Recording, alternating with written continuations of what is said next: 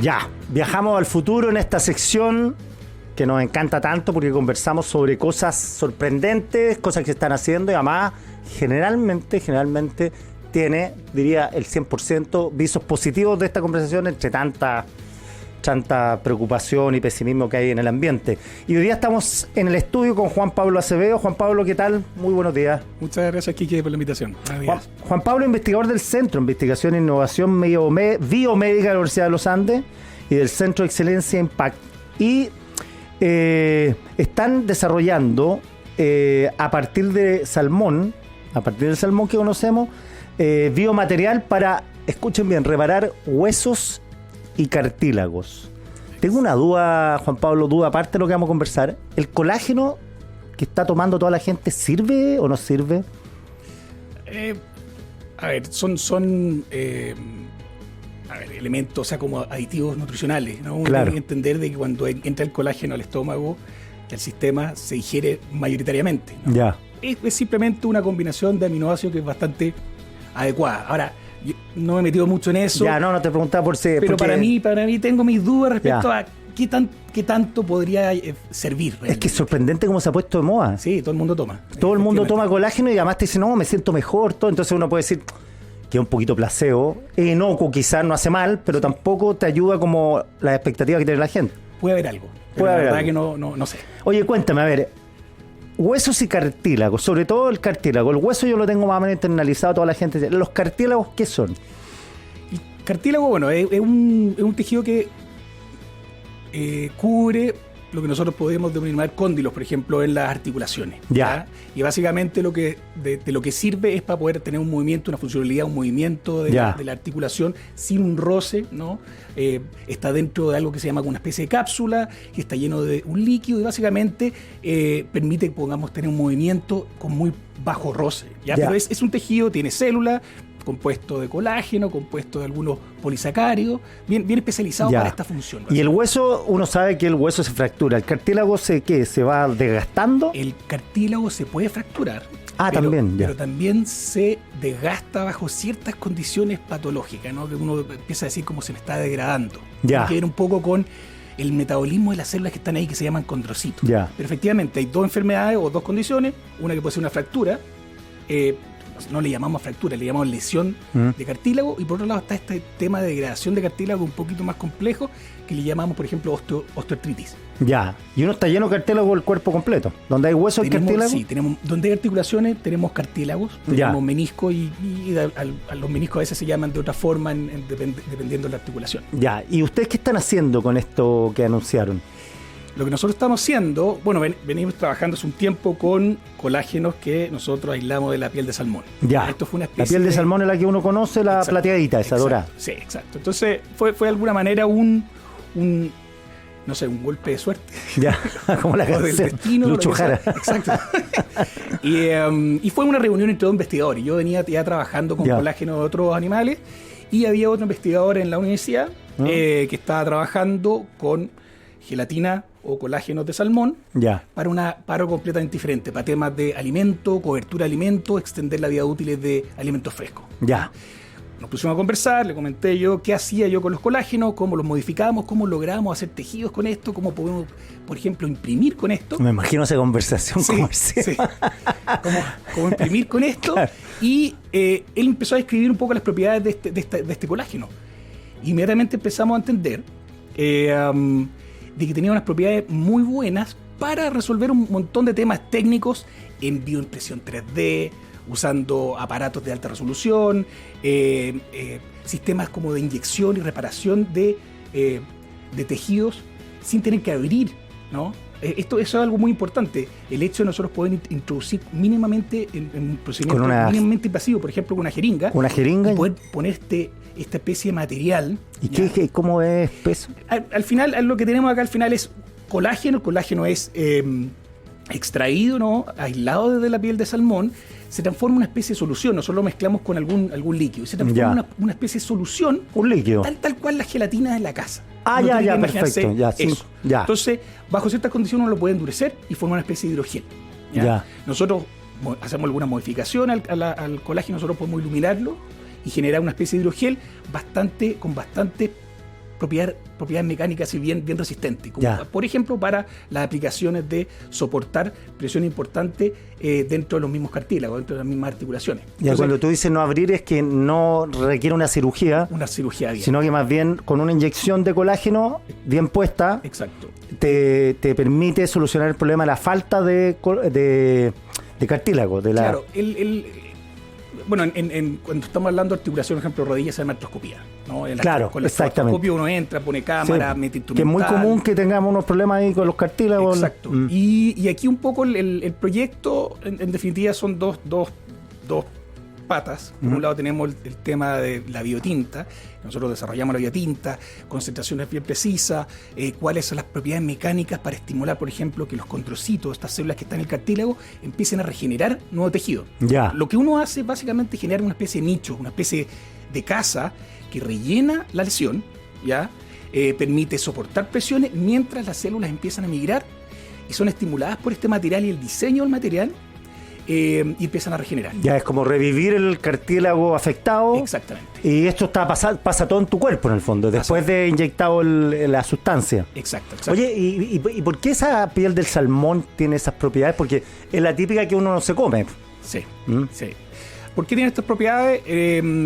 A ver, cuando nosotros hablamos, por ejemplo, inyectar un material o, por ejemplo, imprimir con impresoras 3D, ya que claro, muchas de estas impresoras 3D, hay muchas que tienen mucha capacidad de resolución y uno se podría imaginar que podría generar tejido muy complejo, ya con precisión bien importante, poniendo distintos tipos celulares. Lo que requieren esas tecnologías es tener líquidos, ¿no? que son extruidos, que son manipulados, pero tienen que tener muy baja viscosidad. ¿Ya? Entonces, si nosotros nos imaginamos, por ejemplo, el caso de colágeno de porcino o bovino, las soluciones son soluciones muy viscosas. Ya. Muy viscosas, difíciles de inyectar. Como muy grasienta, ¿no? Es más bien, es como un líquido pesado y que si uno lo toma y lo deja caer, como que tiene un filamento y cuesta que caiga. Inyectar eso en una pierna es muy difícil, ¿no? Sí, cuando uno habla de viscosidad es que básicamente es difícil de formar el líquido. Ya por las interacciones que ocurren ahí en la solución. El caso del salmón, por ser una especie que fue adaptada evolutivamente a bajas temperaturas, el colágeno tiene que ser más flexible a bajas temperaturas. La analogía es más o menos esta. Nosotros tenemos gelatina, por ejemplo, de porcino. Uno la calienta y se pone súper líquida. Ya. Uno la enfría y esto empieza a aumentar la viscosidad y de repente se gelifica. Ya. Ese es un problema importante para estos sistemas, para nosotros poder biofabricar, que le llamamos. Entonces, el caso del salmón, tenerlo a temperatura ambiente es equivalente a que nosotros, por ejemplo, calentemos a 60 grados, 50 grados los colágenos de porcino bovino. Entonces, sobre el mesón, esa gelatina no se gelifica. Ya.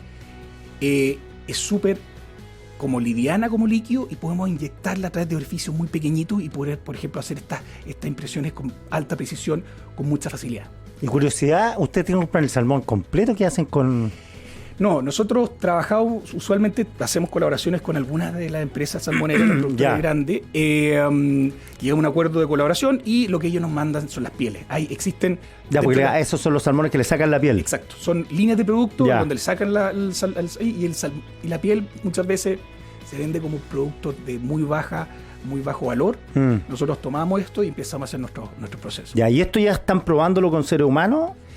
No lo estamos probando con ser humano. Aquí el tema biomédico es súper... ¿Cómo es ese sistema de que uno inventa algo o produce algo? Hay que pasar por muchas pruebas, chequeos del Estado para que te permitan venderlo o usarlo. Sí, eso es bastante complicado porque de alguna manera como son aplicaciones en ser humano, uno tiene que asegurar la calidad a través de estándares súper exigentes. Uno tiene que asegurar la seguridad, lo que implica hacer pruebas en el laboratorio, una serie de pruebas, después ensayos clínicos y luego eficacia, porque no vamos a poner un producto al mercado o a arriesgar, por ejemplo, a los pacientes a estar sometidos a un nuevo producto, sino eficaz, sino efectivamente soluciona un problema. Entonces, acá tenemos un proceso muy largo, primero un proceso de investigación básica con prototipos, luego tenemos que hacer la fabricación de los productos bajo estándares clínicos, que suele requerir instalaciones muy especializadas, con estándares de documentación muy complejos, y luego uno entra a hacer los ensayos clínicos. Y la verdad que la mayoría de las agencias regulatorias de los países normalmente se habla de fase 1, fase 2, fase 3, donde fase 1 tenemos algo así como 20, 30, incluso 50 pacientes, luego 200 pacientes y en algunas aplicaciones hasta 2.000 pacientes, multicéntrico incluso. Es decir, casi que en distintos países, en distintas... o sea, gente que le tienes que inyectar esto para ver cómo se desarrolla en el cuerpo, cómo evoluciona. Exacto. Si tiene contraindicaciones o no tiene contraindicaciones, todo eso para ya recién ahí después. Después se hace la comercialización. Ya. Ahora, por ejemplo, a ver, si uno... Estos son etapas muy largas. Básicamente la agencia tiene una lista de productos que tienen que revisar y eso requiere su tiempo. La ejecución de cada una de las etapas también requiere su tiempo. Ahora, si hacemos, por ejemplo, analogía al COVID. El COVID fue una especie de récord, ¿no? Dentro de un año y medio ya teníamos las vacunas siendo utilizadas. Claro, que me acordaba que era la fase 1, decía, la vacuna está en la fase 2. Después vamos 2 y 3. Claro, y ahí, bueno, lo que ocurre es, claro, pone un montón de recursos, un montón de gente para que la etapa de investigación se acelere y luego las naciones, los países, los gobiernos hacen prioridad, le piden prioridad a la agencia y ponen esos sistemas de urgencia dentro de las carpetas de dossier que tienen que revisar arriba. Claro. ¿verdad? Pero aquí no, es una tecnología súper importante, súper relevante para no solamente para lesión de cartílago, sino también osteoartritis, pero igualmente entra en una categoría normal. Claro, no excepcional como la otra. A veces uno puede pedir excepciones. De hecho, si es para osteoartritis, que es un problema muy importante, son muchos millones de pacientes los que están en el mundo con este problema y muy... ¿Y qué es lo que es cómo se llama? Osteoartritis. ¿Qué es lo que comentaba esto del cartílago que se va degenerando un poquito más. ¿Y duele? Sí, duele. Es un dolor muy importante y muy invalidante. Las articulaciones dejan de funcionar. Pasa bastante en las personas mayores o deportistas que no cuidaron mucho, que tuvieron lesiones, claro. Y estas lesiones eventualmente se transforman también en osteoartritis. Pelé sufría de esto, pero dolor terrible. Dolor de... Batistuta. Porque Batistuta es que lo pinchaban, pues. Sí, pues lo infiltraban. Lo infiltran para amenguar el dolor, para que jueguen con anestesiado, por decirlo de alguna manera. Claro, y esto después se va acumulando y, claro, Batistuta le dijo que se quería matar, o sea... Exacto, es un dolor impresionante. Lo que hace es que el cartílago no duele, no está inervado, y tampoco vascularizado. Pero cuando el cartílago ya está destruido, se empieza a romper el hueso subcondral, y eso está inervado, y eso ya duele muchísimo, y obviamente eso significa que ya tenemos una situación súper, súper grave. Oye, un científico, ¿cuáles son las obsesiones de un científico? ¿Por qué el cartílago? Porque lo último que pensaría en mi vida yo preocuparme de los cartílagos. ¿Por qué tú esa obsesión sobre esta materia? Bueno, mi materia en general es ingeniería de tejido y biofabricación. Eso es como tu... Ese es mi tema. De hecho, nosotros hacemos proyectos súper entretenidos también en el área vascular. ¿Ya? Básicamente uno se va enamorando, uno se enamora en general un poco de la ciencia, la tecnología, y se refuerza mucho, ¿no?, la motivación con alguna aplicación que uno considera significativa. En el caso de los cartílagos, si bien la primera aplicación que estamos viendo son lesiones condrales, lesiones focales, esto se proyecta a osteoartritis. Estamos hablando de 440 millones de pacientes, y uno efectivamente se motiva con lo que eventualmente podría ser. O sea, le mejoráis la vida a esos 440 millones. Sí, efectivamente, cuando hay investigación y luego desarrollo de producto, esta motivación suele venir un poco de lo que podría significar este trabajo. Además de que, en general, es muy, muy entretenido.